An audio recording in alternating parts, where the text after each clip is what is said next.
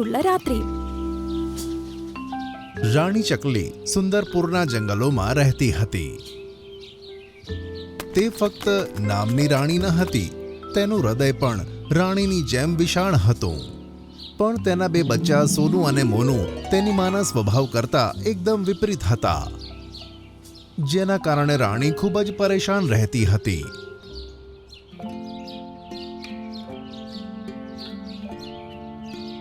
સોનુ, મોનુ, અરે મારા બચ્ચાઓ, ક્યાં છો તમે? જલ્દી થોડું પાણી લઈને આવો ને. મને બહુ જ ચક્કર આવી રહ્યા છે. બહાર તો એવું લાગે છે જાણે કે આગ વરસતી હોય. તમારા બંને માટે ખાવાનું લઈને હું ઘરે કેમ નહીં આવી છું તે મને જ ખબર છે. અરે મમ્મી, આ શેનું તોફાન મચાવીને રાખ્યું છે? ગરમી ખાલી તમારા માટે જ પડે છે? બધા પક્ષી દરરોજ કામે જાય છે, પણ તમારી જેમ હાય ગરમી એમ કહી નથી બૂમ પાડતા. એકદમ સાચું કહ્યું તમે ભાઈ. મમ્મીને તો બૂમો પાડવાની આદત પડી ગઈ છે. બચ્ચાઓ, ગરમી ખૂબ જ પ્રચંડ છે. મને લાગે છે કે હવે જલ્દી જ વરસાદ પડવાનો છે. ઘણા વર્ષોથી આપણા માળાની મરમ્મત પણ નથી થઈ. જો આપણે હજુ નહીં જાગ્યા ને તો જોજો, આ ચોમાસામાં ખૂબ ખરાબ હાલત થવાની છે આપણા માળાની. માં, તને તો બસ હલ્લો મચાવવાની આદત પડી ગઈ છે. ગયા વર્ષે પણ તમે આમ જ બૂમો પાડતા હતા. કઈ થયું? નહીં થયું ને? તમે જોજો, હજુ 5-6 વર્ષ આપણો માળો ક્યાંય જવાનો નથી. તમે તો એમ જ વાતે વાતે ઘબરાવા લાગો છો. બેટા, આટલી કામચોરી સારી વાત નથી. ઉંમર અને અનુભવમાં હું તારાથી મોટી છું, અને મારો અનુભવ કહે છે કે આ ચોમાસામાં આપણો માળો નહીં ટકી શકે. આળસ છોડીને માળામાંથી બહાર નીકળો, અને કાલથી તમે બંને પણ મારી સાથે ચાલો. આપણે ત્રણે મળીને તણખલા ભેગા કરીને એક નવો માળો બનાવીએ, અને નવા માળામાં આવતા ચોમાસાની ઋતુ માટે ઘણું બધું ખાવાનું ભેગું કરીને રાખીએ. પછી તમે જોજો, આ વરસાદ તો આપણું કાંઈ જ નહીં બગાડી શકે. તું પણ કમાલ કરે છે માં. બહાર આટલી ગરમી પડે છે તો તડકામાં કેવી રીતે નીકળીએ? મારાથી આટલા તડકામાં કામ નહીં થાય. રાણી તેના બચ્ચાઓ સાથે વાત જ કરતી હતી. એવામાં તેના ઘરનું બારણું કોઈએ ખખડાવ્યું. સોનુ બેટા, ઉઠીને જો તો જરા કોણ આવ્યું છે? અરે માં, તમે જ જોઈ લો ને, હું આરામ કરું છું. મારાથી નહીં થાય. એમાંય તમારું આ પ્રવચન સાંભળીને મારો મૂડ ખરાબ થઈ ગયો. પોતાના બચ્ચાની વાત સાંભળી રાણી ચકલી દુખી થઈને દરવાજા તરફ ગઈ. જુએ છે તો સામે મીઠું માસી ઊભી હતી. અરે મીઠું માસી, શું થયું? તમે ઠીક તો છો ને? અરે બેટા, શું કહું, 2 દિવસથી ખૂબ કમજોર લાગી રહ્યું છે. ખાવાનું લેવા પણ બહાર નથી જઈ શકતી.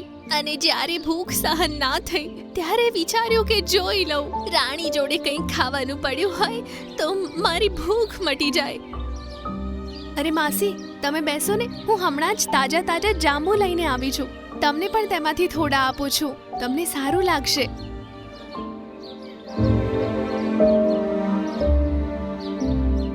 માં, જ્યારે અમારા માટે બહારથી ખાવાનું લાવવાનું હોય તો અમને વાતો સંભળાવ્યા કરે છે, અને આ માસી દરરોજ મફતનું લેવા આવી જાય છે. એમને ખાવાનું આપતા તમને તકલીફ નથી થતી? આ કેવી વાતો કરે છે સોનુ? મોટા સાથે આવી રીતે વાત ના કરાય. માસી, ખોટું ના લગાડતા, બચ્ચા છે. આલો, તમે જાંબુ લઈ જાઓ. તમારા 2 વખતના ખાવાની વ્યવસ્થા થઈ જશે. બીજા દિવસે સવારે, સોનુ મોનુ બેટા, બહુ ગરમ હવા ચાલે છે.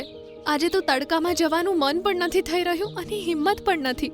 બેટા, તમે બંને મોટા થઈ ગયા છો, જાઓ ને, આજના ખાવાની વ્યવસ્થા કરી દો ને. માં, અમે ક્યાંય નથી જવાના લેવા માટે. ખાવાનું તો તમે લાવો છો ને. આ જાંબુ અને શેતોર ખાઈને બોર થઈ ગયા છીએ. કાન ખોલીને સાંભળો, આજે અમારું કેરી ખાવાનું મન છે. કેરી લઈને જ આવજો તમે.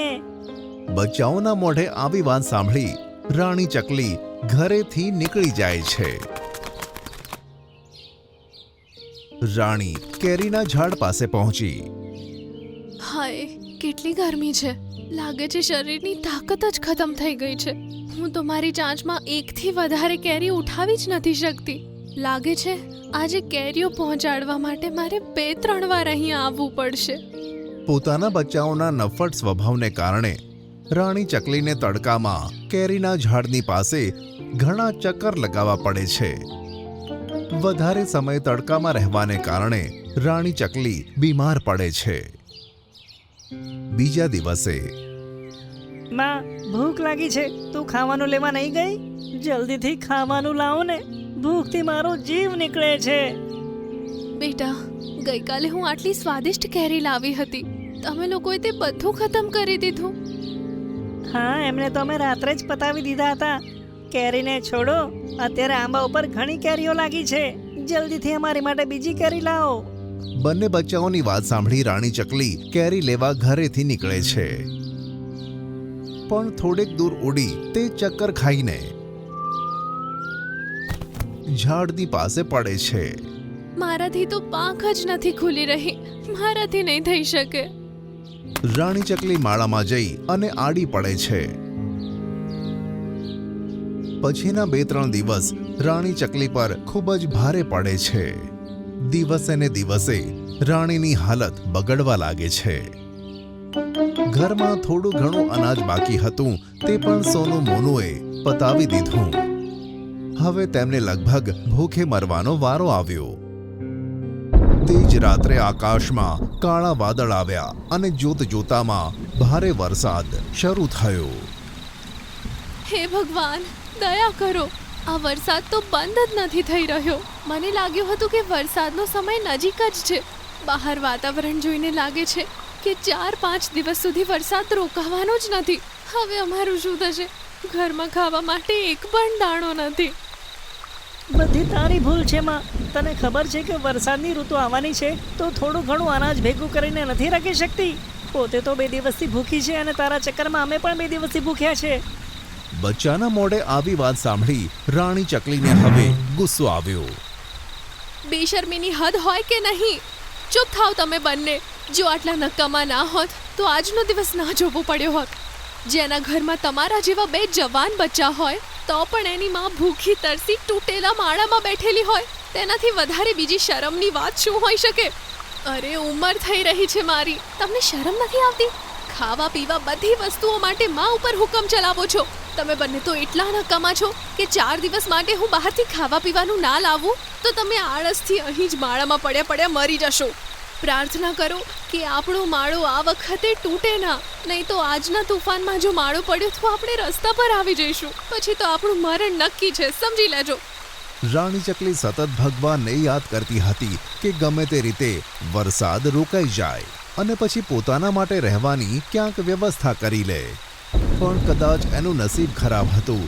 સવાર પડતા પડતા તો વરસાદ ખૂબ જ વરસવા લાગ્યો.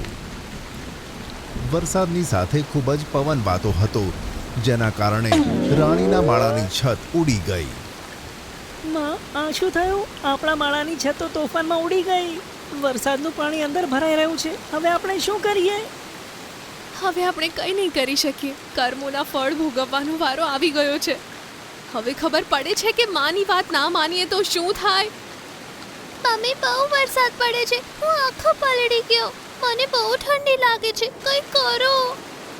ચાલો કોઈ વૃક્ષના ડાળીની નીચે જઈને વરસાદથી બચવાનો પ્રયત્ન કરીએ.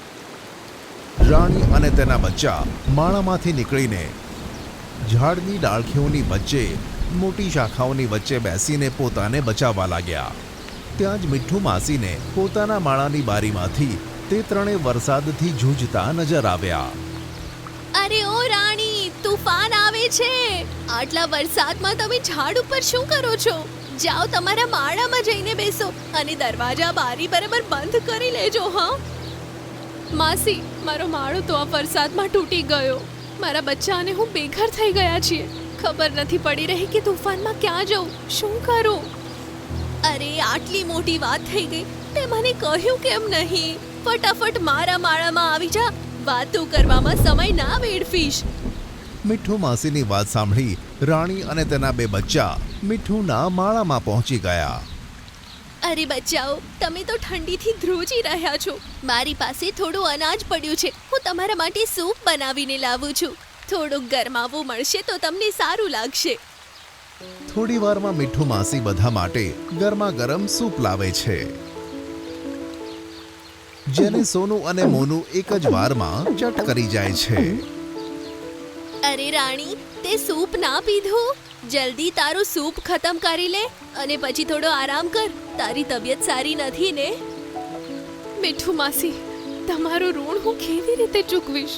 જો તમે આજે અમારી મદદ ના કરત તો વરસાદમાં અમારો જીવ જતો રહેત. આવી વાતો ના વિચારાય બેટા. મારા જેવીની તે કેટલી મદદ કરી છે. તું મને તારી માં જેવી સમજીને આટલા વર્ષોથી મારી સેવા કરે છે, તો તારી માં હોવાની ફરજ હું ના નિભાવી શકું? જરાય ચિંતા કરવાની જરૂર નથી. તું આરામથી તારા બચ્ચાઓ જોડે મારા ઘરે રહે અને વરસાદ ખતમ થઈ જાય પછી બધા ભેગા મળીને તારા નવા માળા માટેની વ્યવસ્થા કરી દઈશું. અમને માફ કરી દો માસી. અમે હંમેશા તમારી મજાક જ ઉડાવી, પણ આજે તમે અમારી મદદ કરીને સાબિત કર્યું છે કે ભલાઈ ક્યારેય વ્યર્થ નથી જતી. માં, તું પણ અમને માફ કરી દે ને. આજ પછી અમે ક્યારેય આળસ નહીં કરીએ. અમારી જવાબદારી અમે સમજીશું અને ઘરના કામોમાં તને મદદ કરીશું. 2 દિવસ પછી વરસાદ રોકાય છે અને આકાશમાં સૂરજ દેખાવા લાગે છે. રાણી ચકલીની તબિયત પણ સુધરી જાય છે. બાળકો, તમે માસી જોડે માળામાં જ રહેજો.